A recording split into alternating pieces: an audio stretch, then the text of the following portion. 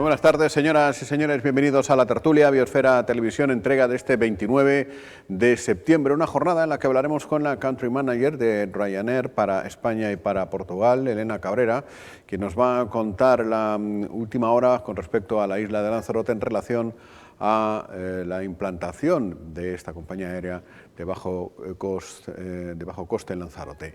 Y tendremos tiempo en tertulia para hablar, si no varía la agenda, con Carlos Espino, Partido Socialista, con David Rocío, de Coalición Canaria, y con Kiko Aparicio, del Partido Popular. Todo ello a partir de este instante en el que empezamos, como cada día, contándoles algunas de las principales noticias que nos ha dejado la actualidad insular. Y lo primero es acudir a Valterra, donde ayer la presidenta del Cabildo, María Dolores Corujo, acompañada del senador por Lanzarote, entre otras autoridades, estuvo hablando con los vecinos y vecinas de Valterra para informarles que 3 décadas de lucha después se han cedido ya las 70 viviendas de Valterra al Cabildo, y la institución las va a ceder a cada uno de los legítimos propietarios. En el encuentro, que se celebró en el Centro Sociocultural de Valterra y a petición de la Asociación Mesa Negociadora por las Viviendas de Garavilla, Rocar y Ojeda, Corujo estuvo acompañada no solo por el senador, sino también por el consejero de Vivienda del Cabildo, Jorge Peñas, y los redactores nuevos del propio Cabildo. Por fin se hará justicia, dijo María Dolores Corujo, con estas familias de origen humilde que durante décadas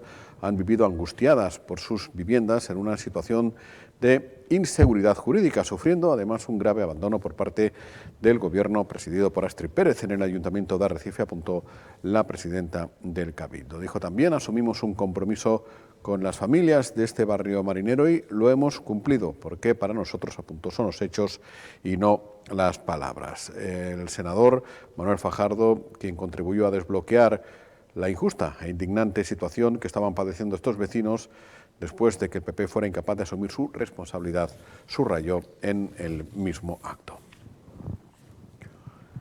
Y hoy, esta mañana, se han presentado los actos, algunos de los actos del 50 aniversario de Costa Teguise, empezando por el logotipo que están viendo ustedes aquí, 50 aniversario de Costa Teguise, en el que algunas de las cuestiones que se han presentado y que se han dicho hoy en el pueblo marinero de Costa Teguise se van a suceder en los próximos meses. Y aquellos a los que les gustan los espectáculos así grandes, pues tomen nota. Bajarán paracaidistas con la bandera española, actuará la banda del Ejército Español y, en definitiva, se va a cumplir con el 50 aniversario de esta zona turística en las próximas semanas. Ya les contaremos con mayor detalle, con más detenimiento, en qué va a consistir este acto, esta serie de actos que el Ayuntamiento pues los va a hacer llegar a todos los hogares de la isla. También en Teguise hoy se ha anticipado el Día Internacional del Mayor, que se celebra el 1 de octubre, y Osvaldo Betancor ha mantenido un encuentro con personas mayores del municipio y, de paso, ha sido en el convento de Santo Domingo un homenaje a los mayores en el que participaron varias asociaciones de la tercera edad del municipio, y, decíamos, hubo una distinción especial a Adislán. La Organización de Naciones Unidas establece el 1 de octubre como el Día de las Personas Mayores, y el lema que ha elegido Teguise es: Teguise, orgullosa de sus mayores. Así que el área que coordina Nori Machín se ha unido a esa efeméride y les ha entregado un detalle a los más longevos de Teguise y también a los representantes de la asociación Adislán. Eso a nivel local. Y a nivel insular, en Aría se ha presentado esta mañana, en esta rueda de prensa que están viendo ustedes, también el acto o los actos que se van a desarrollar en relación al Día Internacional de las Personas Mayores, el próximo 1 de octubre. El acto ha estado presidido por la alcaldesa de Aría, por Evelia García, por la consejera de Bienestar Social del Cabildo, Isabel Martín, y también por el concejal de Bienestar Social del Ayuntamiento de Aría, José Torres Estinga. Bueno, pues tiempo de entrevista, aprovechando esta noche la gala del Día Mundial del Turismo, que se celebra después de 2 años que por distintas circunstancias no se ha podido celebrar. Vamos a hablar con una de las personas que va a acudir, invitada por su relación profesional con la isla de Lanzarote por sus vínculos económicos, y ahora lo van a entender por qué. Se llama Elena Cabrera, es la Country Manager de Ryanair para España y Portugal. Diríamos un tanto la portavoz autorizada de la compañía para estos dos países, para la península ibérica y las islas, naturalmente. Elena, ¿qué tal? Muy buenas tardes. ¿Qué tal? Buenas tardes. Y muy bienvenida. Muchas gracias por invitarme. Es así, Country Manager de Ryanair para España y Portugal, ¿no? Es eso. ¿En qué momento estamos ahora? ¿En qué momento está la relación Ryanair-Lanzarote, que hemos vivido pues, prácticamente una historia de amor y de relación económica desde el minuto uno? Pues la verdad que ahora estamos en un muy buen momento, o sea, justamente aprovechando ahora que veníamos a Lanzarote, aprovechamos para anunciar las nuevas rutas de invierno que ponemos a disposición aquí en la isla, y es el mejor calendario de invierno que hemos tenido en la historia de la compañía aquí en la isla. Es decir, que se implementa, por tanto, el número de vuelos. Aumentamos capacidad. Capacidad, con los mismos destinos, ¿se añade algún destino nuevo? Con más destinos, tenemos 38 rutas diferentes que ponemos a disposición para este invierno y 7 de ellas son nuevas. Tenemos a Viena, París, Budapest, Colonia, entre otras, Frankfurt también, y aumentamos un 50% la capacidad con respecto al invierno del 19, el pre-COVID, así que ponemos a disposición 1 millón de asientos para este invierno. Claro, porque la referencia, Elena, ¿cuál es? La pre-COVID. Pre-COVID, la pre-COVID, el 19, ahí se paró el mundo. Ahí se paró todo, claro, porque no es comparativo, si te digo los datos, digamos, del año pasado, no es comparativo, obviamente, pues estamos más arriba que el año pasado, pero lo que es realmente comparativo es el 19, la época pre-COVID. Y resistimos, digamos, esa comparación, porque claro, en el 19 estábamos, en fin, en lo más alto, desde luego, de la conectividad, me imagino también, y por supuesto, porque estábamos en lo más alto del número de visitantes y todos tienen que venir en avión, o la inmensa mayoría, ¿no? ¿Resistimos esa comparativa con el 19? La superamos.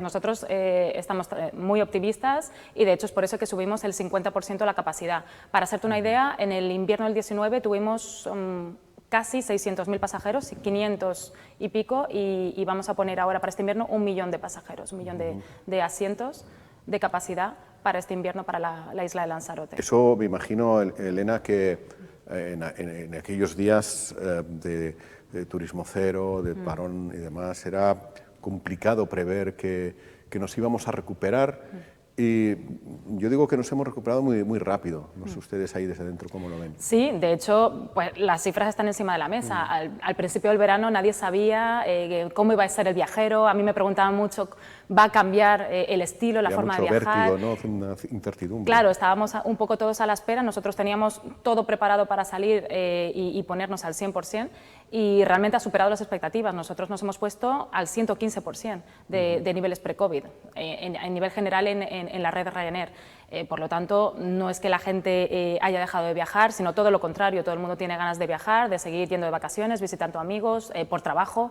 Entonces, realmente, el verano ha sido muy positivo. Porque ustedes da la sensación, es una sensación muy particular, que son una compañía, en fin, como bastante arrojo, como bastante atrevida, en el sentido, pues justo eso, ¿no? Que miedo el mínimo. No sé si cuando se estaban haciendo todos estos planes, había cierto, por dentro decían, no, vamos a ver, es que venimos de que aquí igual hay miedo, igual hay incertidumbre, igual ya no hay dinero, igual hay no sé qué. Ustedes eso les daba igual, querían salir ya al 100% desde el principio. Exacto, yo creo que nosotros fuimos de las primeras compañías que pusimos el 100% de la operación encima de la mesa en cuanto hubo esa normalidad en la cual se podía volar otra vez. Realmente Ryanair es como lo estás definiendo, es una compañía que no tiene miedo y que al final es una compañía muy ágil, se mueve de una manera muy rápida, muy ágil, ponemos rutas de una manera muy rápido, si vemos que hay una oportunidad para entrar, y realmente a nosotros también nos favoreció que pudimos poner a la gente en ERTE, no despedimos a nadie, aprovechamos ese mecanismo del gobierno, y entonces en cuanto se volvieron a abrir puertas, pues cogimos a todo el personal de ERTE y lo pusimos al 100%, por lo tanto no tuvimos ese problema de falta de personal para volver a comenzar con los viajes. Nosotros hemos estado ya listos desde el invierno pasado, estábamos ya en la puerta de salida para volver a abrir. Adaptándose a los cambios, que si toallitas, que es la mascarilla, bueno, que todavía está en vigor la mascarilla. Todavía está en vigor. Todavía está en vigor. Claro, todo eso supuso, me imagino, un cambio de hábitos total de comportamiento de las tripulaciones, de los profesionales, pero también de nosotros, de los viajeros. Claro, o sea, eso al final es adaptación. Todos nos hemos tenido que adaptar, tanto las compañías, pero como dices, como las personas normales. Al final de cuál es la normativa, cómo tenemos que entrar aquí, hay mascarilla, no hay mascarilla, hay vacuna, no hay. Nosotros o por ejemplo, yo que me ocupo de España y de Portugal y que también me toca ir bastante a nuestra sede en Dublín, pues tenía que estar viendo continuamente en cada país la nueva normativa. Digo, ¿me hace falta tercera vacuna o no aquí? ¿Cómo entramos aquí? Entonces, bueno, pues al final ha sido una adaptación para todos. Ha sí. sido algún aprendizaje, es verdad que se ha cobrado muchísimas vidas, como es natural, pero nos han cambiado también muchísimas cosas, ¿no? Elena, y a los 10 minutos vamos a utilizar un símil aeronáutico, de coger otra vez velocidad crucero, patapum, la invasión de Rusia, la incertidumbre económica, la carestía de combustible. ¿Cómo están ahora mismo digiriendo todo eso? Bueno, al final yo creo que ya no hacemos muchas predicciones, o por lo menos las predicciones son a un mes vista y no vas mucho más allá, porque al final ya nadie se atreve a ver mucho más allá. Sí que es verdad que nosotros operábamos en Ucrania, éramos la compañía número 1 en el país, teníamos 2 millones de pasajeros al año allí y al final lo que hicimos, pues obviamente por las recomendaciones aeronáuticas, sacar los aviones y ponerlos en diferentes destinos. Pues tenemos esta tormenta, digamos, actual, en la cual pues tenemos pues, la guerra de Ucrania, la inflación, la subida de precios del petróleo, que eso hace que al final pues, todas las compañías estén mirando cómo adaptarse. Ustedes vinieron un tanto a cambiar el panorama del mundo de la aviación, hay un antes y un después en la concepción de qué es viajar en avión, se democratizó muchísimo, estuvo al alcance de muchísimas personas, provocó la irrupción de un montón de líneas de lo que se llama low cost. Se acepta, ¿no?, que se llamen low cost. Sí, claro, obviamente. Sí, ya nosotros nos definimos como tal. Es así, ¿no? Sí. Y un día de estos, ¿no?, de hace bastante tiempo, leí en algún periódico que decía Ryanair anuncia la subida de tarifas y el fin de los viajes low cost. Bueno, yo he seguido viajando y no sé si es exactamente así o no, pero ¿se están planteando ahora otro cambio? No. Esto venía por unas declaraciones de nuestro CEO, de Michael O'Leary, que fueron, yo creo que hubo una mala interpretación de sus palabras de traducción del inglés al español. No dijo que se terminase el low cost, pero sí que es verdad que los precios iban a tender a subir, pues por todo lo que está pasando, obviamente tienden a subir. Nosotros tenemos una tarifa media de 37 euros, es la tarifa media que tiene Ryanair en toda su operación en Europa. ¿Qué vemos nosotros? Que a lo mejor va a subir un 2-3%, van a subir los precios este año de los billetes. Pero seguiremos siendo la compañía más económica, como tú dices, fue la compañía disruptora que llegó al mercado para implementar los vuelos low cost y vamos a seguir siéndolo y seguirá siendo la más económica. ¿Y cómo andamos de ratios, de rating, de porcentajes, de puntualidad, de cumplimiento y todo este tipo de cosas, Elena? Bueno, me lo dices en un momento que está la cosa complicada, ¿no? Porque también estamos pasando un verano en Europa en general y todas las compañías complicado con respecto, pues, lo que estamos hablando de estar al 100% para operar este verano, que ha sido un verano muy bueno, pues no todas las compañías han sido posibles ni todos los aeropuertos estaban abiertos a hacer esto. O sea, hay aeropuertos que han reducido capacidad, o sea, tenemos aeropuertos en Reino Unido, en Ámsterdam, en Alemania, que directamente nos han dicho que no se puede volar más de X pasajeros y por lo tanto hay que reducir capacidad. Pues tenemos también en diferentes países, pues ahora hemos tenido la huelga de los controladores aéreos en Francia, que eso al final nos hace, tú imagínate el sur de Francia para llegar hasta España, nos lo bloquea completamente todos los aviones que vienen desde el norte. Entonces todo esto ha hecho que la operativa pues se vea impactada, sobre todo en retrasos y en cancelaciones. Pero que afecta efectivamente a todo el mundo, ¿no? Porque es una cuestión ajena al propio personal. Es totalmente ajena y al final esto es como un castillo de naipes. Si yo tengo, por X razones, hay un retraso de un avión nuestro en Alemania que viene a Madrid, a lo mejor ese mismo avión luego se utiliza para hacer una ruta a Lanzarote y viene con retraso de la tripulación y esa tripulación no puede volar más porque está estipulado que solo pueden volar X número de horas, entonces tenemos que coger a otra tripulación y al final todo eso hace que tengas un retraso en la operativa. Entonces sí, es algo que viene ajeno a la compañía, que es verdad que dentro de la medida de lo posible pues nuestro equipo de operaciones intenta limitar esos impactos en la operación, pero sí que lo ha habido y vamos a ver cómo continúa este invierno. Creemos que esto todavía no va a estar solucionado, pero sí que bueno, los diferentes aeropuertos están intentando poner medidas. AENA en ese sentido hace mucho tiempo que lo resolvió, que funciona estupendamente y vamos a ver cómo funciona este invierno. Y en cuanto al grado de satisfacción, claro, a ti te toca hacer de portavoz de Portugal lo conozco menos, pero de España, que el español y el francés solemos ser los más tiquismiquis en todo, en la restauración, en los viajes, en los hoteles, en nuestra vida en general, ¿no? Por lo tanto, las encuestas sobre el grado de satisfacción variarán en función de los países. ¿Cómo andamos en España? Bueno, no tengo las encuestas ahora mismo, pero bueno, sí que es verdad, pues obviamente nosotros atendemos a todos todas las quejas que puedan venir de los pasajeros. Nosotros nos tomamos muy en serio todo lo que nos pueden decir nuestros pasajeros, nuestros clientes. De hecho, hemos creado unos focus group que hacemos en diferentes puntos de Europa con pasajeros de diferentes partes del mundo, en los cuales les hacemos diferentes preguntas sobre pues, cómo es el trato en el check-in, cómo es el menú, cómo lo consideras, o cómo ha sido desde que has comprado el billete hasta que has tenido tu billete físico, etcétera, etcétera. Hacemos diferentes preguntas para que ellos nos respondan, nos digan cómo mejorar. O sea, realmente es algo que nos estamos tomando muy en serio para hacer diferentes mejoras. Por ejemplo, una de ellas ha sido, nos sugirieron que por qué no, en vez de poner el destino, tú simplemente pusieras el origen y en función del precio te diese diferentes opciones donde volar con Ryanair, y esto lo hemos implementado gracias a estos focus group. Ajá, después conozco más de un joven y de dos que hace estas cosas. Pero es que esto es estupendo, es como, a ver, yo vivo en Madrid y es como, a ver, me quiero ir de Madrid este fin de semana. Pones y, oye, mira, tengo un presupuesto, tengo 80 euros para irme, ¿dónde me lleva Ryanair? Antes la opción era, antes de los vuelos locos, era el last minute, pero claro, tenías que ir físicamente a la terminal y estar un poco atento a ver quién te daba ofertas de último minuto, que era un poco también ir a la aventura. De todas formas, como somos, Elena, es decir, se nos da la posibilidad de viajar en avión de Canarias a Madrid o a Barcelona o a Sevilla o no sé dónde, y al revés, de la península a la mítica Canarias, por 15, 20, 25, 40 euros, y le estamos dando vueltas, a ver... Exactamente. A ver, ¿sabes? Es que nosotros o sea, nuestro objetivo es que tú te gastes el mínimo precio en tu billete para que te lo gastes todo en destino. O sea, al final, volar es un commodity.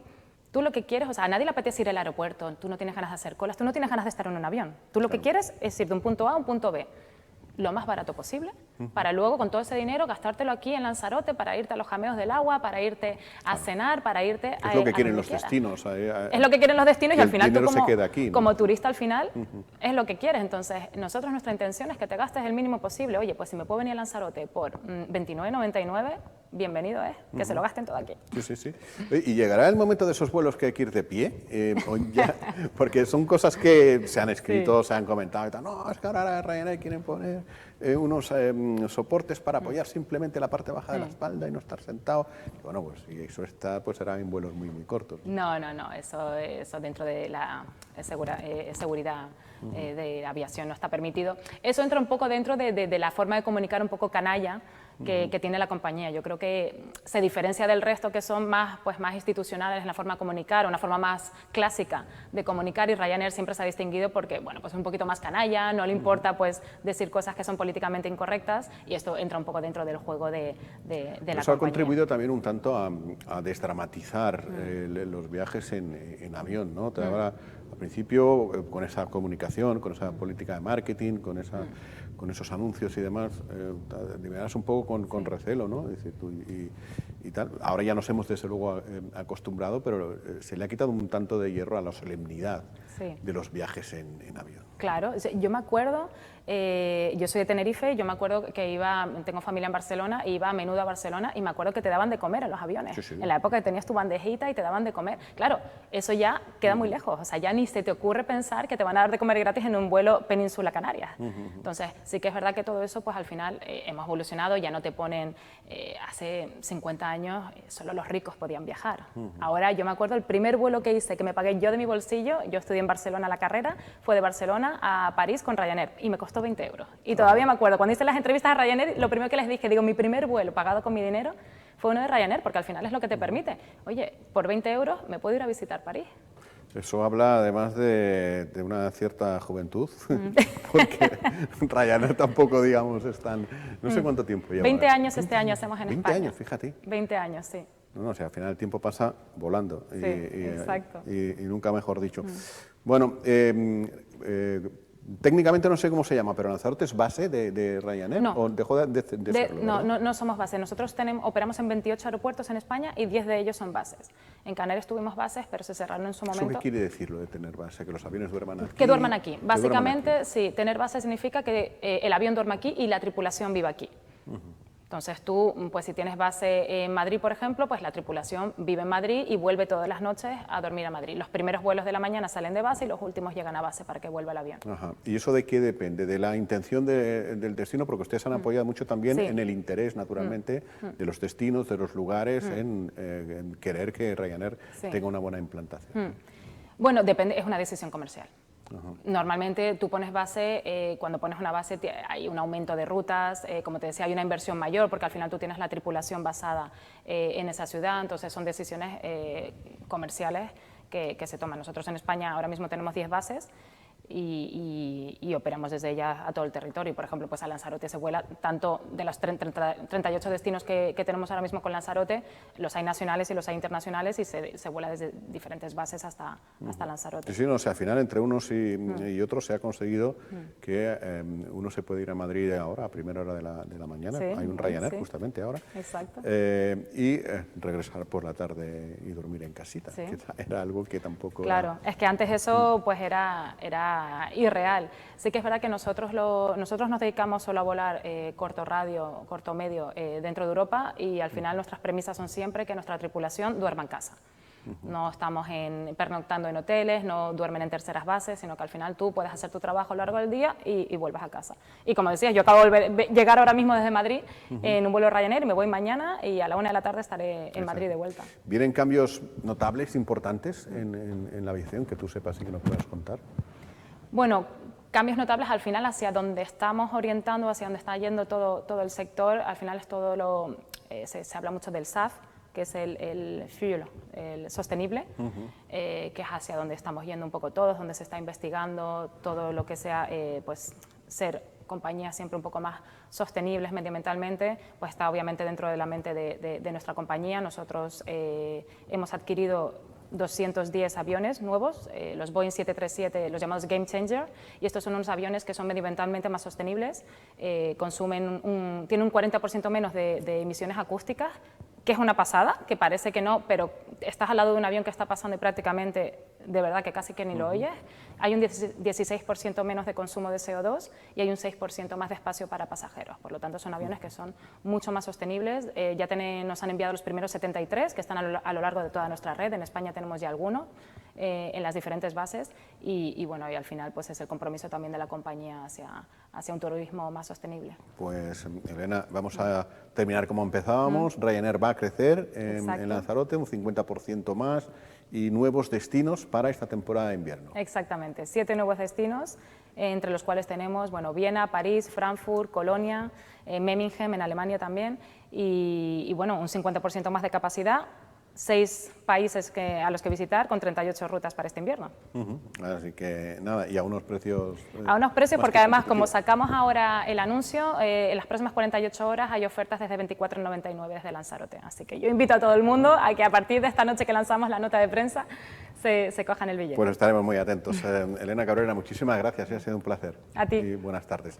Enseguida continuamos, un breve alto y se incorporan representantes del PP, si no cambia la agenda, del PSOE y de Coalición Canaria, a ver si arreglamos algo el país y si no, pues ya volveremos mañana, pero vamos, en un par de minutos estamos de vuelta.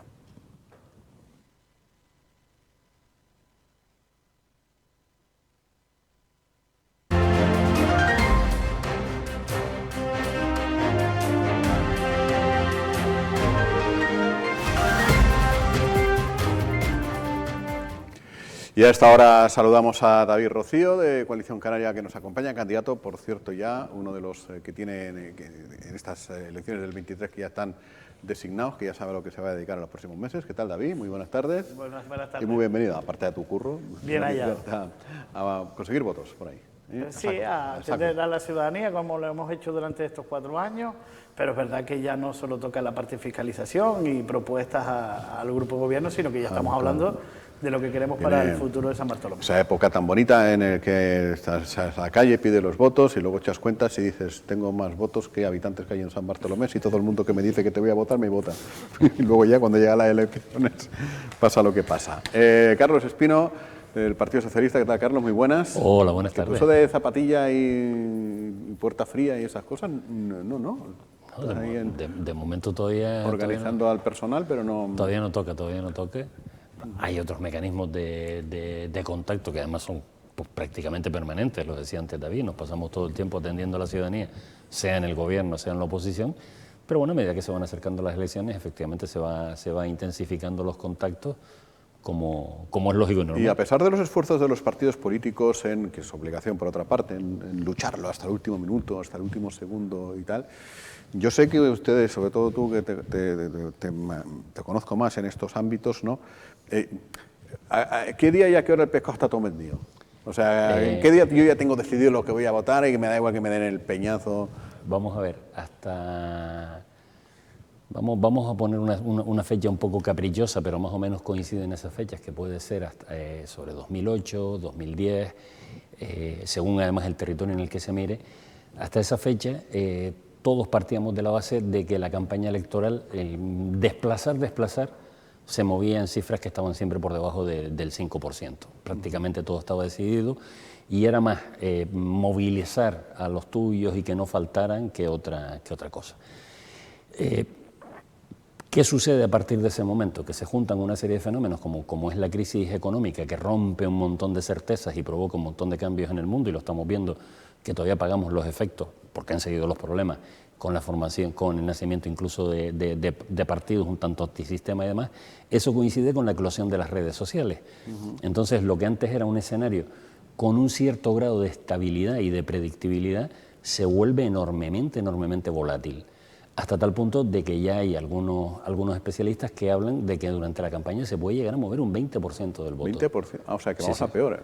No, vamos a peor. En ese sentido, vamos a una situación diferente. Pero escucha, luego el porcentaje de gente que a nivel local se mueve a través de las redes sociales y decide su voto en función de lo que pasa en Facebook, Twitter, no sé cuánto, yo quiero presumir, y ojalá que así sea, que no es demasiado. No, vamos a ver, por eso digo que es la suma de una serie de factores. He dicho, la eclosión de las redes sociales, pero también los propios cambios y la inseguridad que genera. Aquí había un senador muy joven y muy animoso que lo fiaba todo en las redes sociales. No. Está en la casa. No estamos hablando que ningún factor de esos por sí solo lo pueda hacer. Digo que es uno que suma, pero sobre todo porque tenemos que pensar una cosa, que antes los porcentajes que aparecían de indecisos en las encuestas eran mucho más bajos que ahora. Y lo cierto también es que la adscripción partidaria, eso de yo soy de esta formación política, está perdiendo peso con respecto a otros valores. Entonces, no hablamos solo de las redes sociales, sino hablamos de las noticias en general que se van produciendo. Lo que pasa es que tienen un efecto de amplificación por las redes.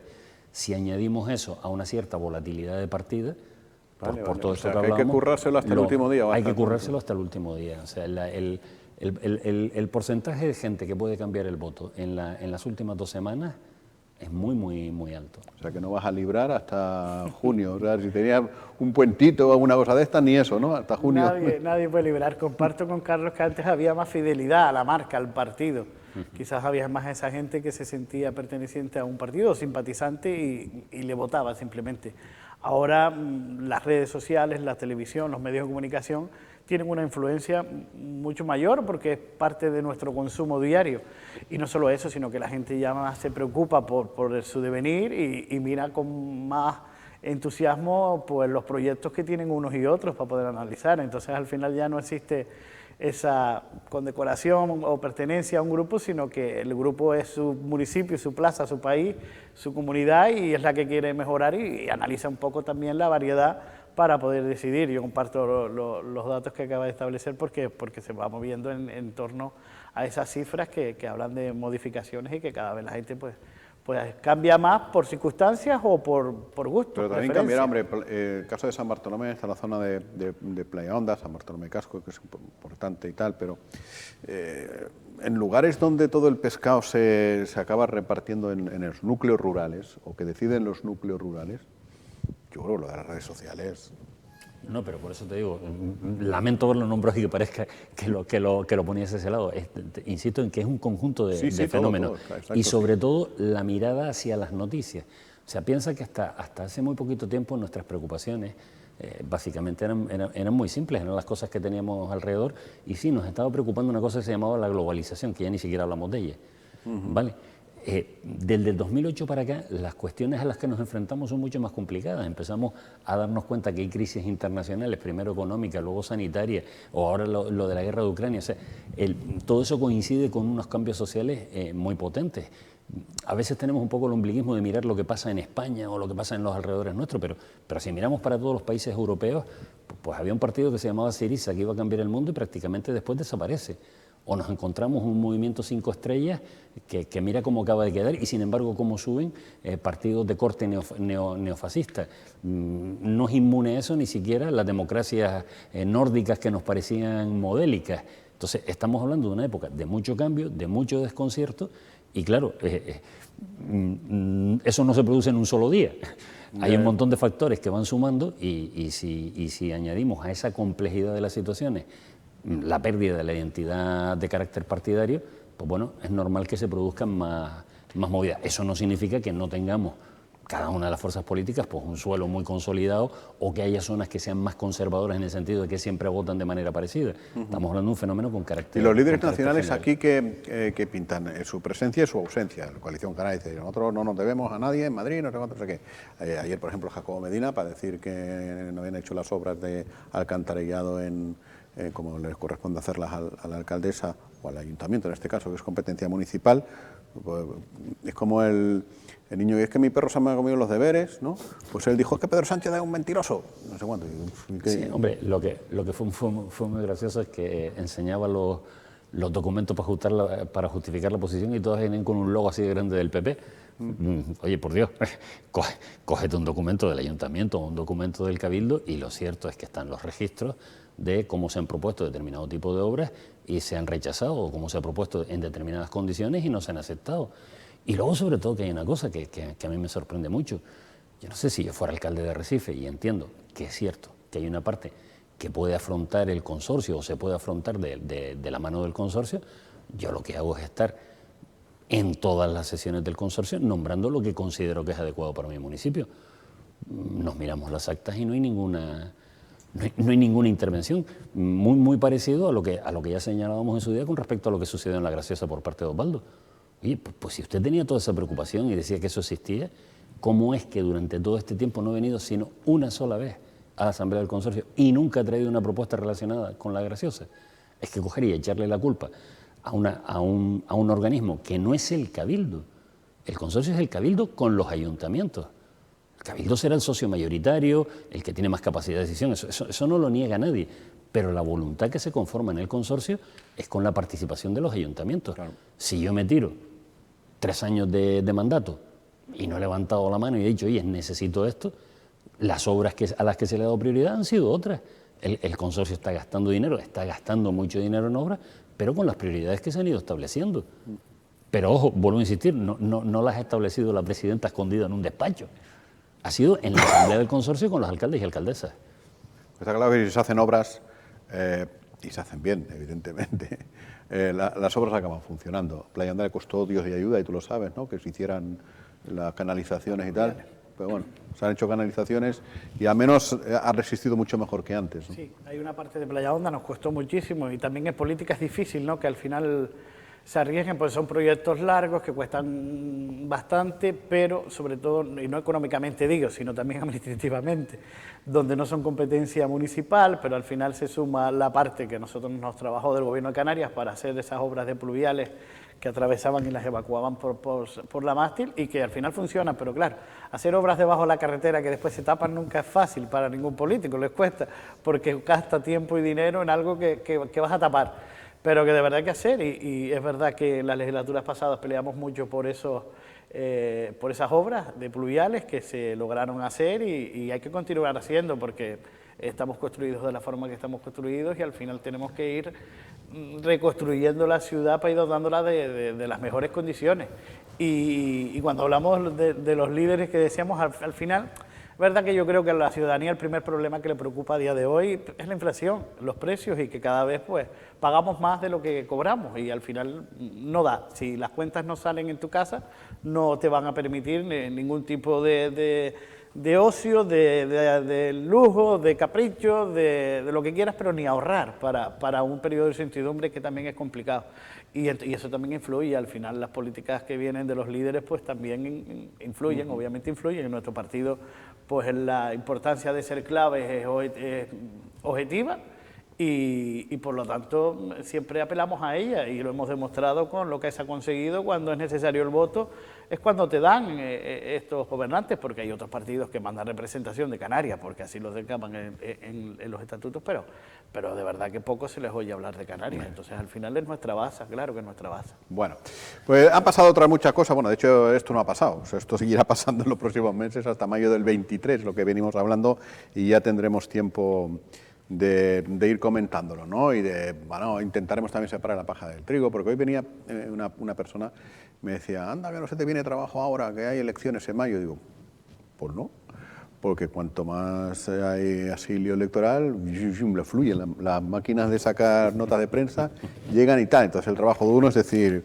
chorrada, bueno, esto es interesante, y así todo el rato, ¿no? Porque ahora te va a llegar que esto, lo que acaba de hacer, que por cuestiones de tiempo hay que hacerlas, no te cabe un fleje de folios así en un espacio muy, muy pequeño de televisión o de radio, eso ya es opinar, eso es ya no ser 100% objetivo. Por eso cuando las milongas estas del periodismo, que no son objetivos, es imposible ser objetivo desde el punto de vista que yo tengo que elegir qué les cuento y qué no. Para empezar, lo que hay que hacer es honesto y contar las cosas con verdad, ¿no? Y de una forma honesta, y no engañar a nadie. Y ya está, pero no voy a hacer yo aquí ahora clases gratuitas a nadie. Escúchame, que han pasado cosas también interesantes. Una de ellas nos lleva al caso San Ginés, que ya se ha bautizado así. La prensa somos muy caprichosos bautizando cosas.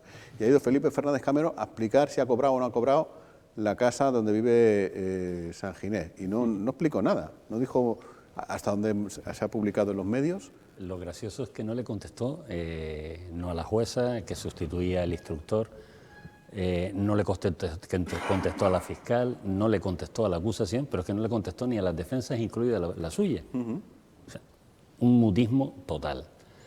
Un mutismo que nos dice dos cosas. Lo primero, que deja sin confirmación la coartada de Pedro Sanginés, que decía que la diferencia de precio de su vivienda, que es lo que alimenta las sospechas de cohecho, de soborno, que la diferencia de precios se debía a que hizo un pago en dinero negro. Eso no lo ha confirmado, Felipe Fernández Camero, que no podemos olvidar que es el propietario de Adelfa 24, que no es una inmobiliaria que se dedique a la compraventa de viviendas. Adelfa 24 es la sociedad con la que él y sus hijos y su yerno prestaban servicios jurídicos. Curiosamente, además, en el 99,99% de los casos, en contra de los intereses del Cabildo. Es decir, el casero del presidente del Cabildo, donde más factura es pleiteando contra el Cabildo. Ya eso nos genera una cierta sensación de incomodidad, pero lo cierto es que cuando llega a declarar, no confirma la versión de Pedro Sanginés. Pero claro, es que eso puede obedecer a un montón bueno, no sé a qué obedecerá, ya será el señor Camero, pero claro, Sanginés, en su buena voluntad de ser sincero, de ser honesto, de ser transparente, como tiene que ser cualquier persona, y más una persona que ha sido presidente del Cabildo y que querrá volver a serlo, seguramente, eso ya esta gente sabrá, dijo con claridad: yo he pagado 95.000 euros en dinero negro, pues porque eso, luego se lo habrá dicho a Hacienda. Eso es lo asombroso, o sea, un señor que reconoce o quiere reconocer, ya veremos si eso es cierto o no, porque tal vez lo que está intentando es evitar que le acusen de haber tenido un trato preferencial al comprar la casa muy por debajo del valor de mercado, pero lo cierto es que sus propias palabras, y yo no estoy hablando ahora desde el punto de vista judicial, Dios nos libre, eso toca en la medular quienes saben hacerlo, pero sus propias palabras desde el punto de vista social le condenan. O sea, usted me está diciendo que mientras usted era presidente del Cabildo, que cobra el dinero de nuestros impuestos, usted estaba evadiendo el pago de impuestos, que es con lo que nosotros le pagamos. O sea, usted, que es el máximo responsable de la red de recaudación, de la red tributaria de Lanzarote, esa que nos manda recibitos y nos embarga cuentas si no hemos pagado a tiempo, que nos meten unos recargos que no vean. O sea, usted que es el máximo responsable de esa red de cobros de impuestos, usted estaba en ese momento pagando con dinero negro para ahorrarse el pago de impuestos. Vamos a ver, es que este señor está tardando en dimitir. Este señor está tardando que sus compañeros, y lo siento, pero es como lo veo, le digan, Pedro, hazte por un lado, mijo, tú no puedes estar aquí. Acabas de reconocerle a la ciudadanía, si es que no es mentira, tratando de ocultar un delito más grave, le acabas de reconocer a la ciudadanía que tú haces operaciones en negro. Pero no 10.000 euros, no 3.000 euros, no una factura de un fontanero de 300 euros, no. Tú le estás diciendo a la ciudadanía que has pagado 95.000 euros en negro, que habrá que ver de dónde salieron, ¿vale? A esa misma ciudadanía, que vuelvo a insistir, tú cobras de los impuestos que pagas. Pero a lo mejor ha puesto en un brete a Camero dice... No, Camero tiene un problema. Eso tiene que estar ingresado en todo caso en una cuenta. Claro, pero ¿cuál es el problema? Que Adelfa 24, que vuelvo a decir, no es una inmobiliaria, no es una ONG, a pesar del trato preferencial que le ha dado Pedro Sanginés por sus circunstancias personales, es un despacho jurídico. Adelfa 24 está obligada a llevar una contabilidad, está obligada a tener una serie de libros, registrar. Entonces, claro, él no puede decir ahora y decir, yo recibí los 95.000, pues bueno, enséñeme usted dónde está en la contabilidad, contable, ¿no? Claro, dónde está presentado ante registro. Claro. Ok. Bueno, la noticia no es que Camero no testificara porque no lo hizo y tendrá derecho y tiene derecho a no hacerlo. Al final eso es una decisión personal y todo lo que hagamos aquí es opinar, meramente opinar. Lo que sí y quien testificó fue el administrador concursal, que es el que exoneró por completo la presencia de Pedro Sanginés en este tipo de involucraciones, por completo. Aparte de la justificación por parte de Adelfa, como dices, del pago de esos 95.000 euros. Él ya ha dado sus explicaciones, las volverá a dar otra vez porque él se presta y mucho a ello. Al final lo tenemos claro, es una decisión y un proceso concursal en el que está, en el que opinar no podemos opinar, que se resuelva y que se dicte la justicia oportuna. Hasta ahora, todo lo que le ha caído a Pedro Sanginés ha sido exonerado de todo aquello. Sí, no tiene ninguna causa y entonces no hay meramente que establecer los procesos. Que de estas interpretaciones pueden salir noticias, muchas y muy diversas. David, pero lo que pasó es que uno no declaró, pues si uno no declaró, tiene su derecho. Yo recuerdo a mis compañeros de partido cuando tampoco declararon que quisieron hacer de una noticia. Si tienen su derecho y al final ni se las admitió a trámite, no hay ningún problema, lo puede hacer cualquiera. Tú ves normal que un presidente de Cabildo diga que pagó 95.000 euros en la compra de su casa en dinero negro. No dice que lo que pagase en dinero negro, dice que lo pagó en dinero. Vamos a ver, en efectivo. Dinero en efectivo. Sí, del que no quiere decir que sea negro. Del que no existe recibo y no se justifica dónde salió, eso se llama dinero negro. Sí existe justificación de los mismos, no es dinero negro, existe dinero justificación que de los no mismos. existe justificación y que no ha dejado rastro, eso se llama dinero negro. No. Punto uno. Punto dos. Está justificado y así se certifica. Sí, por eso le mantiene la imputación. Punto dos. Que Camero, que el administrador judicial certificó que lo que Pedro Sanginés había sido correcto, no es cierto. Eso es lo que ha contado Pedro Sanginés. El administrador judicial dijo un montón de cosas por las cuales va a seguir imputado. Y es que, sí, que él, porque ya lo había puesto además en un certificado y tiene que mantenerlo, que él llegó a un pacto verbal con el abogado. Mire usted, un administrador concursal no puede llegar a pactos verbales. También dijo que estaba de acuerdo en que se quedaran las costas. Eso no lo puede decir un administrador judicial. Lo dijo también que lo autorizó en el consorcio, cuando él no es administrador judicial del consorcio. O sea, el tema está en que ustedes están manejando, y bueno, desgraciadamente lo verán cuando pase el tiempo, ustedes están manejando una información secada, pero lo cierto es que quien autorizó todo, porque además lo dijo el administrador judicial, porque no respondió solo a una pregunta, respondió a una batería. Y cuando le decían, ¿pero quién estableció el precio por? ¿Quién dijo? No, nosotros lo que nos toca es solamente dar la bendición final como que el gasto no es excesivo. Tampoco te puedes olvidar de que ese administrador judicial con los otros dos firmó un certificado que se introdujo en el procedimiento, en el registro mercantil, donde explicaba perfectamente cuál era la relación con el abogado y no parecía nada de esto. Entonces, yo entiendo que tienen derecho a mentir, lo mismo que Camero tiene derecho a no declarar, pero lo cierto, vuelvo a lo mismo, es que alguien se llevó 1.400.000 que ustedes no han explicado todavía si ven normal que un abogado en un año se lleve con cargo a 2 empresas públicas. No, es que el dinero no entró, pero era de las empresas públicas. Se llevó 1.400.000 y ustedes no han aclarado todavía si les parece normal que no se declaren 95.000 euros, porque no los ponían ni siquiera en el contrato, que no se declaren 95.000 euros. Y eso se llama dinero negro. ¿Es verdad que hay más de un contrato? Bueno, eso no sé si es normal o no es normal, legal o no es legal. Hay más de 3 contratos en los que se producen variaciones llamativas, no solo en el precio, sino en las fórmulas de pago. Por ejemplo, en algún momento se coge y se dice que todo lo que se entregue como alquiler, si no se firma en una fecha determinada, se pierde y no se puede aplicar a la compra, pero 4 años después, sin embargo, sí se aplica a la compra. Y claro, yo veo eso y digo, contra, qué bien se portó Felipe con Pedro, y a lo mejor se queda ahí. Pero claro, cualquier persona de las que nos está escuchando sabe que si se retrasan una serie de pagos y hay una cláusula de penalización, la tiene que pagar. Pero casualmente el presidente del Cabildo, que le encargaba procedimientos a Ignacio Calatayud, yerno de Felipe Fernández Camero, a ese señor no se le aplicaban las cláusulas de penalizaciones. Y ese señor compra una casa que, en el mejor de los casos, el precio reconocido está como un 30% por debajo del valor de mercado. Del valor que le atribuye la Agencia Tributaria Canaria. De mercado, el chalet de lujo en el que vive Pedro Sanginés, frente al Castillo de San José, vale $500.000 euros. Y cuando digo de lujo, lo estoy diciendo en serio, no para molestar, es que son casi 300 metros de parcela. Es que son sobre 200 metros construidos. Estamos hablando que es la vivienda media que tiene cualquier lanzaroteño. Y además en un lugar como eso, es que hay mucha gente que vive en sitios como él. Un coñazo al garaje, pero... Hombre, por favor, cuando estoy diciendo que es un chalet de lujo, no lo estoy diciendo por sembrar más, no, es que es una realidad. Es que su vivienda no se corresponde con el prototipo de vivienda media. Y eso lo tengo que ocultar, o si lo digo soy malvado. ¿No? Es así de claro. A ver, la opinión que se puede interpretar con la coletilla de lujo al final que apreciar es una urbanización en la que viven muchísima más gente y que no son de lujo todos ellos. No, muchísima más no, es muy pequeñita.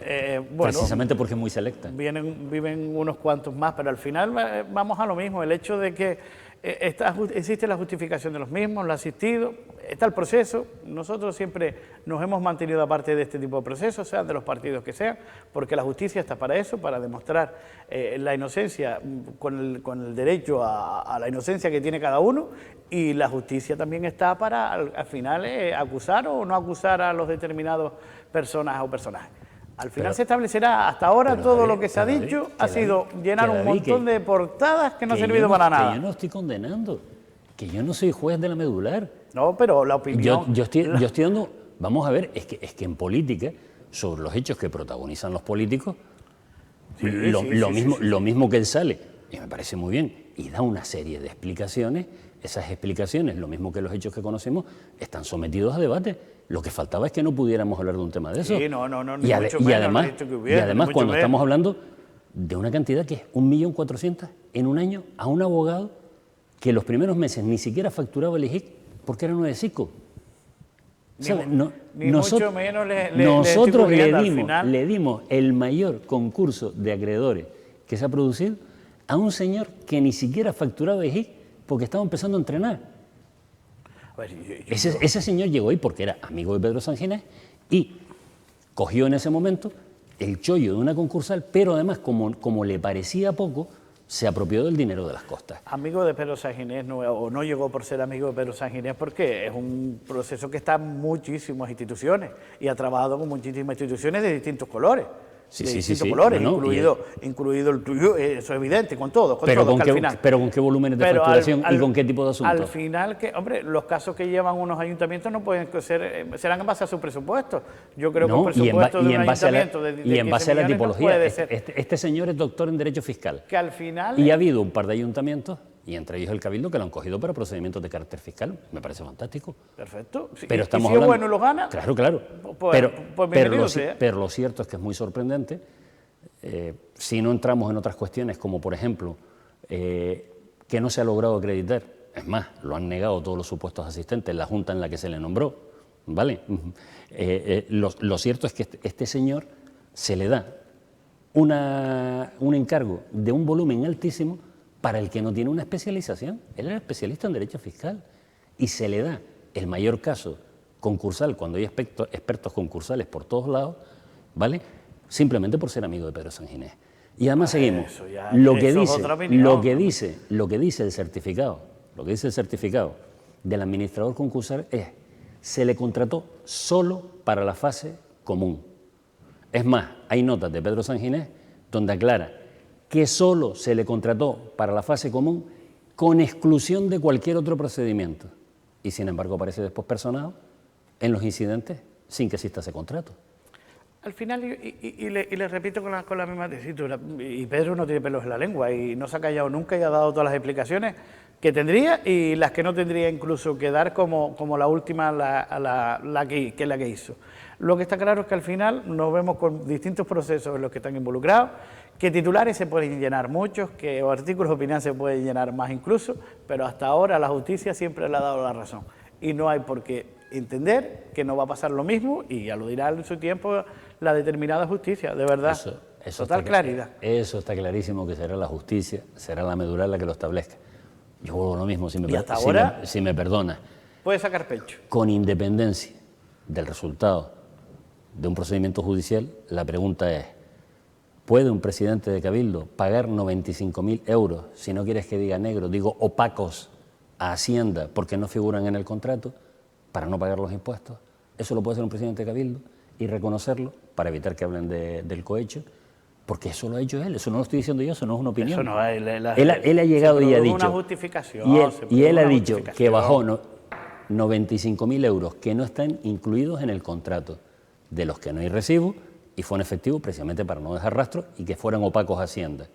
Y ustedes miran eso con normalidad y dicen, bueno, a ver si Pedro tiene suerte como en otros casos y no lo condenan, pues me parece muy bien. Él lo que explicó es que ya me pierdo un poco con tanto dinero. Yo en cuanto paso de 123 euros me entra fatiga. Que la empresa de su hermano le devolvió ese dinero que él le había prestado hace tiempo y a través de una transferencia. O sea, ¿no? Sí, él le presta transferencia y le devuelven efectivo, como se dame cambio. Y ese efectivo, que por lo tanto se sabe de dónde viene y vuelve, ese es el que le da, dice él, al señor Camero. Con lo cual, ¿y eso lo tenía él que haber declarado Hacienda o ya estaba declarado porque era suyo, que se lo devuelven? Vamos a ver una cosa. En su hecho, y es como dice Jaime, y voy a meterme en el tema sin quererlo, porque al final tocas a otras personas que no son políticas, que estamos hablando de otras personas, pero sí, como dijo Pedro, y lo dijo él, así que no lo estamos metiendo nosotros, lo metió él, es verdad. Era esos 95.000 euros de los que habla el compañero, son de un préstamo que le hace al hermano, de diversos préstamos por lo que hace una hipoteca y demás, y le presta 270.000 euros, en base a hipotecas que realiza sobre su vivienda, le produce una devolución de 85.000 euros en diversos pagos, y eso está acreditado, lo acreditan el banco, los movimientos, los ingresos que se hacen de devoluciones por parte de él y los documentos que firma, esta es parte de la devolución de la deuda pendiente, y 10.000 euros que él suma que saca del banco. Si están justificados, si se produce justificación, pero yo entiendo que llena titulares y decir que no se sabe de dónde viene, si es justo. A ver, esa incertidumbre que dejamos crear. Incertidumbre que dejamos crear, incertidumbre que crea él, y además en algunos casos no incertidumbre sino certeza. Y vamos a repasarlo. Jaime dice, el hermano le da los 85.000, vamos a suponer que lo acredita, mira, me lo dio el hermano, fantástico. Acredita los movimientos diarios, sí. Lo siguiente es, ¿por qué no hay recibo de la entrega a Felipe Fernández Camero? Porque él dice que no hay recibo, que se hizo sin recibo. ¿Por qué ese importe no figura en el contrato?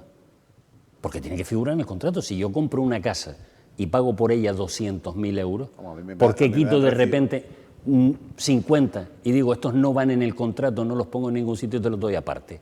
Eso es lo normal. ¿Sabes lo que pasa? Que quienes nos están escuchando han comprado viviendas o sueñan con comprar una vivienda y saben que una milonga como la que se está contando no existe en ningún sitio. O sea, tú vas a un sitio, una vivienda tiene un precio, te dan 3 años para pagarla, si no puedes terminar lamentándolo mucho, lo siento señor, hasta luego adiós, recoja usted sus cosas, este señor se lo alarga en 4 más, no hay viviendas que bajen de precio de repente, no hay viviendas sobre las que se hagan 3 contratos, eso no existe en ningún sitio. Y por supuesto nadie da 90.000 euros sin ponerlo en la escritura, salvo que sea alguien que tiene dinero, que no puede justificar y que trata de no pagarle a Hacienda. Un recibo tiene que haber, ya tendré que aparecer, porque yo no doy... Y el contrato, porque es clave, porque por lo que tú liquidas los impuestos es por el contrato. Entonces, si tú estás poniendo menos importe es para pagar menos impuestos. O sea, pero es que lo relató él y además dijo que era por el tema impositivo. Sí. Bueno, pues ya se irá viendo. Legal. Que nos tenemos que ir tú, que ya son Legal las 3 no de la ocultar tarde, el precio. que tengo que ir a mi casa, que tengo que comer, que tengo que subir a Jameos del Agua. Ahora estoy aquí y a las 7 ya estoy presentando una cosa en Jameos del Agua, ya tú ves. El Día Mundial del Turismo. Una cosa preciosa. Preciosa, de 3 años seguidos. Vamos a dar, la presidenta o quien suba al escenario, que no sé, los premios de importante del turismo y distinguidos del turismo. No se han olvidado de nadie, de los que no pudieron recibirlo en el año 20 por la pandemia, de los que no pudieron recibirlo en el año 21, primero porque se aplazó por el volcán de La Palma y posteriormente cuadró con la muerte de Alexis Tejera y se suspendió. Este año nos ha salido un poco mal porque habíamos calculado que la tormenta llegara tal y ha llegado un poco antes, ha adelantado, no sé por qué no ha coincidido con el Día del Turismo, la tormenta. Que era lo normal. Que era lo normal para suspenderlo también este año. Bueno, y este año se va a dar el 22, el 21 y el 20. Un acto, bueno, pues muy entrañable porque es reconocer a gente que se lo merece y así es. Bueno, Carlos, hasta otro rato, ¿eh? Hasta otro rato. Gracias, David. Pásalo bien. A currar todo el mundo y mañana volvemos. Si no hay cambios mañana, porque es noticia de última hora, por cierto. Mañana nos viene a ver Román Rodríguez, vicepresidente del Gobierno de Canarias y presidente de Bloque Canarista, Nueva Canarias, o ya nos dirá mañana cómo se llaman, que firma un acuerdo por la mañana con el Movimiento Renovador de Tinajo, con la MRT, de Antonio Morales, que al final ya... incógnita despejada, falta saber qué pasa con UPI, con no UPI, etcétera, etcétera, pero de momento el MRT mañana se firma el acuerdo, se va simplificando el mapa, así que ya se lo contaremos mañana. Buenas tardes a todos.